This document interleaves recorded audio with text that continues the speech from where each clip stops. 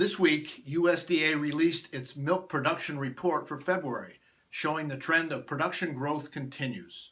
For 5 consecutive months, milk production has been up more than 2% over the same month last year. February is up 2.5% year over year. Observers note mild winter conditions, high-quality feed, and above-average income over feed margins continue to give producers incentive to drive production growth. Among the top 23 dairy states, Texas led the way with a 16.3% increase, followed by New Mexico at 11.7%, with those percentages, however, affected by the impact of last year's winter storm Goliath. Michigan and New York saw increases of 4.8% and 3.8% respectively, while Pennsylvania, Minnesota, Wisconsin, and Idaho were also running ahead of year-earlier figures. On the West Coast, though, wet winter weather contributed to a decline in production of over 2% in California and Washington state. Internationally, January marked the 8th consecutive month of year-over-year contraction in European output.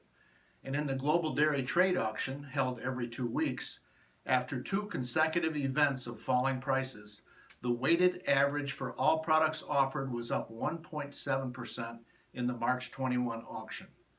USDA announced the April Federal Order Class 1 base milk price at $16.05 per hundredweight, the lowest Class 1 since November, but up from $14.30 the price last year.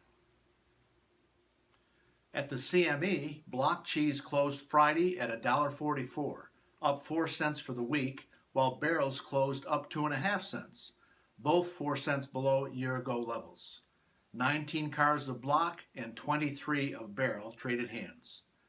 In politics, while the drama over repealing and replacing Obamacare was in the spotlight, Ag Secretary nominee Governor Sonny Perdue appeared before the Senate Ag Committee on his way to what many in Ag hope will be a prompt confirmation. Testimony on the 2018 Farm Bill has begun, with National Milk's Jim Mulhern calling for changes in the Margin Protection Program. The processor's Michael Dykes of IDFA called for support for exports and better mechanisms for risk management, asking that forward contracting for all classes of milk be allowed permanently under federal orders. And that's This Week in Dairy. I'm Joel Hastings with Dairy Business on Holstein World.